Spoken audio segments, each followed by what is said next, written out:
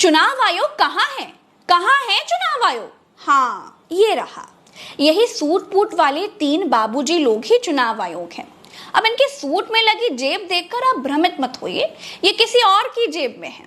चलिए वीडियो शुरू करते हैं दोस्तों। कुर्सी की पेटी बांध लीजिए और चलिए झूठ का मुंह काला करते हैं और सच का बोलबाला करते हैं। हाँ, तो तस्वीर में 3 लोग हैं। ये तीनों लोग ही साक्षात चुनाव आयोग हैं। भारत में चुनाव के समय ही ये लोग देखे जाते हैं और विपक्ष पर कार्रवाई करते पाए जाते हैं। लोकतंत्र एक मंदिर है और मोदी ने खुद को उसका मालिक घोषित कर लिया है। और ये तीनों कोट पैंट वाले भाइयों को लोकतंत्र के मंदिर का पुजारी समझिए। फोटो में इन तीनों लोकतंत्र के पुजारियों के धड़ पर मौजूद सारी ज्ञानेंद्रियां सुरक्षित हैं। चुनाव में बीजेपी का नाम आते ही नाक, कान, आंख, मुंह जैसी ज्ञानेंद्रियां काम करना बंद कर देती हैं। डार्विन का सिद्धांत कहता है कि जिस अंग का इस्तेमाल करना जीव कम कर देता है या फिर बंद कर देता है, वो अंग धीरे धीरे लुप्त हो जाता है। अब मुझे डर है कि मुख्य निर्वाचन आयुक्त और दोनों चुनाव आयुक्तों के आंख, मुंह और कान कहीं लुप्त ना हो जाएं। दोस्तों, दुनिया के सबसे बड़े लोकतंत्र भारत में देश के प्रधानमंत्री मुसलमानों के लिए नफरत फैला रहे हैं। बीजेपी भगवान राम के नाम पर वोट मांग रही है। बीजेपी के प्रत्याशी भगवान राम की फोटो दिखाकर वोट मांग रहे हैं। यूपी के मुख्यमंत्री राम मंदिर के नाम पर वोट मांग रहे हैं। खुलेआम सांप्रदायिकता की बातें हो रही हैं। नरेंद्र मोदी देश में अलग लेवल की नफरत फैला रहे हैं। सारे वीडियोस, फोटो सब कुछ मौजूद है, लेकिन चुनाव आयोग नमक का कर्ज अदा कर रहा है। मुसलमानों के प्रति व्यवहार उनका इसलिए है कि वो हिंदुओं को इकट्ठा करना चाहते हैं। वो हिंदुओं को कंसोलिडेट करने के लिए हिंदुओं को डरा रहे हैं मुसलमानों से। और डरा कैसे रहे? अब वर्तमान में 10 साल तो वो सत्ता में है।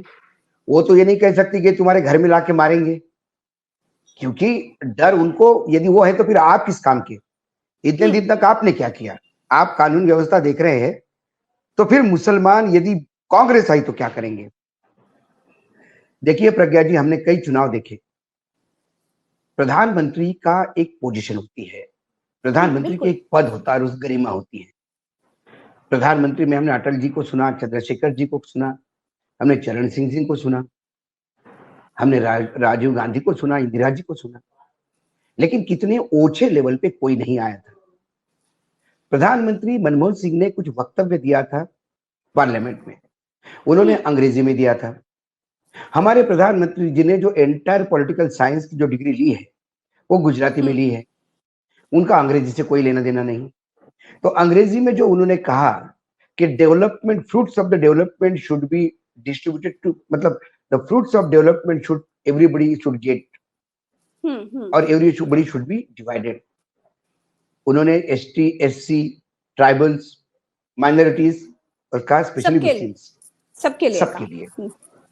तो उन्होंने कहा कि इन लोगों का, नॉट ओनली मुस्लिम्स, इन तमाम लोगों का देश के सोर्सेस पे भी अधिकार है, प्रायोरिटी से है, क्योंकि बाकी लोग तो अभी संपन्न है, जो संपन्न नहीं है उनका अब इस पे ज्यादा अधिकार है।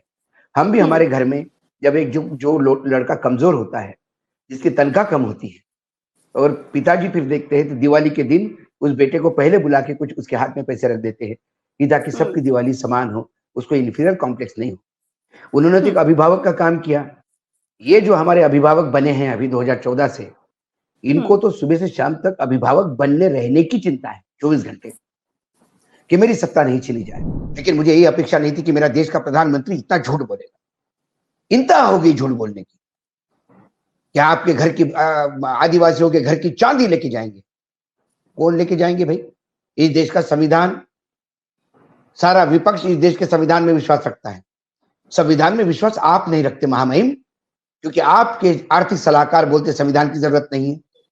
आपके 2 सांसद के उम्मीदवार कहते संविधान की जरूरत नहीं है, नया संविधान चाहिए। आपके नेता लगातार बोल रहे कि हम नया संविधान लाएंगे। संविधान को निपटाने के लिए तो आप लगे हुए हो, और आप लोगों को कहते हो कि ये ऐसा करेंगे, ये वैसा करेंगे। उल्टा चोर कोतवाल को डांटे। फेयर इलेक्शन की जगह ऐसा लग रहा है जैसे चुनाव आयोग के मुखिया और चुनाव आयुक्तों को मोदी जी ने चुना ही बीजेपी को चुनाव लड़वाने के लिए है जी। ऐसा नहीं है कि चुनाव आयोग को बीजेपी की करतूतों के बारे में कुछ मालूम नहीं चलता है, पता चलता है।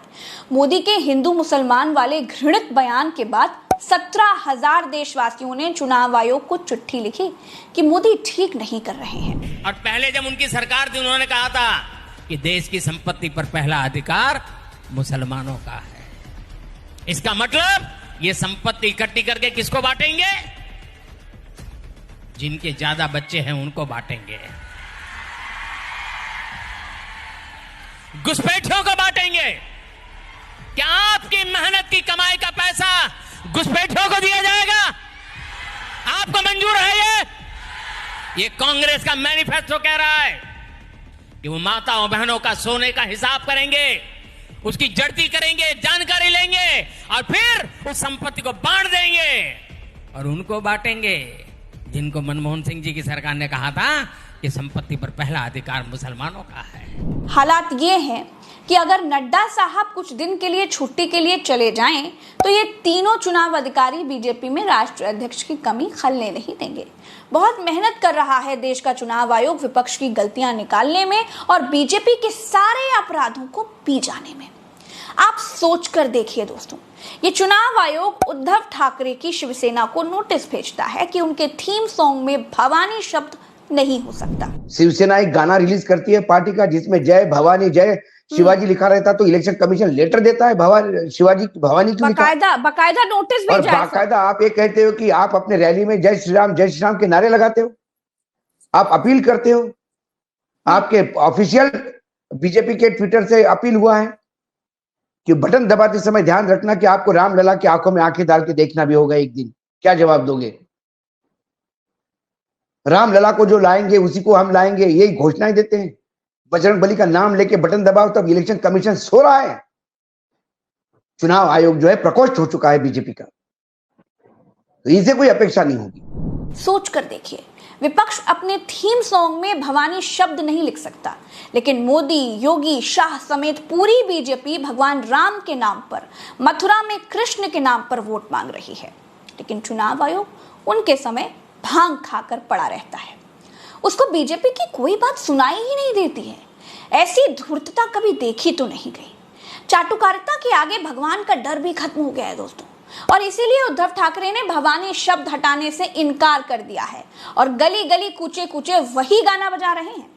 चुनाव की तारीखों का ऐलान करते वक्त चुनाव आयोग ने दर्जनों नियम कानून बताए थे, आचार संहिता पर लंबा चौड़ा बखान भी किया था। 8, 10, 11 इलेक्शंस की सारे आरोप जितने हमारे पास आए हैं वो सबको एक बार पढ़िए।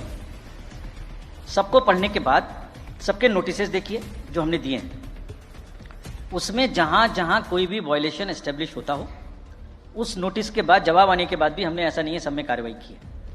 We are very, as I said, they are kind of a moral censor which we have in the beginning issued.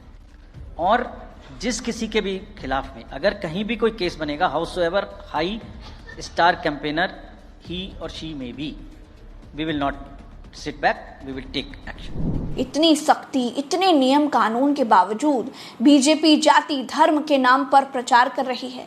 BJP के नेता जो कर रहे हैं वो तो कर ही रहे हैं, सांसद विधायक तो चुनाव आयोग को कुछ समझ ही नहीं रहे हैं, लेकिन खुद प्रधानमंत्री नरेंद्र मोदी चुनाव आयोग के नियमों को ताक पर रखे हुए हैं।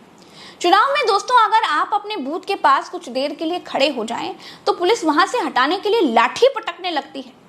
लेकिन मोदी जी कह रहे हैं कि आप लोग जुलूस की शक्ल में वोट देने के लिए जाइए। कभी कभी क्या करते हैं, हम चाहते हैं किसी काम के लिए जाते हैं, कहीं रास्ते में खड़े वोट देकर के निकल गए, ऐसा नहीं। ये लोकतंत्र का उत्सव है।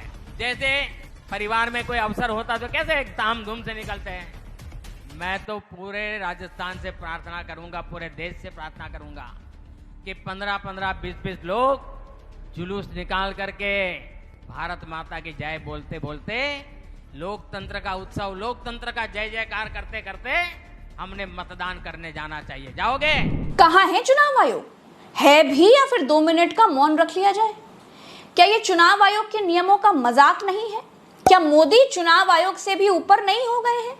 अपने अपमान पर भी चुनाव आयोग खामोश है, चुप है। क्या करें भाई, मालिक और नौकर का संबंध होता ही कुछ ऐसा है। आप सोच कर देखिए दोस्तों, अगर यही बयान विपक्ष के किसी एक नेता का होता तो चुनाव आयोग अब तक उस पर पूरे चुनाव भर के लिए पाबंदी लगा चुका होता।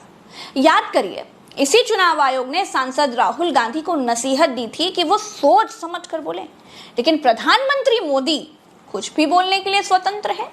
मोदी के सामने चुनाव आयोग की आचार संहिता लाचार संहिता बन जाती है। उनके सामने चुनाव आयोग चुप रहता है। चुनाव आयोग मोदी का नाम आते ही अपने मालिक जैसा व्यवहार करने लग जाता है, जबकि संविधान में चुनाव आयोग एक स्वतंत्र संवैधानिक संस्था है।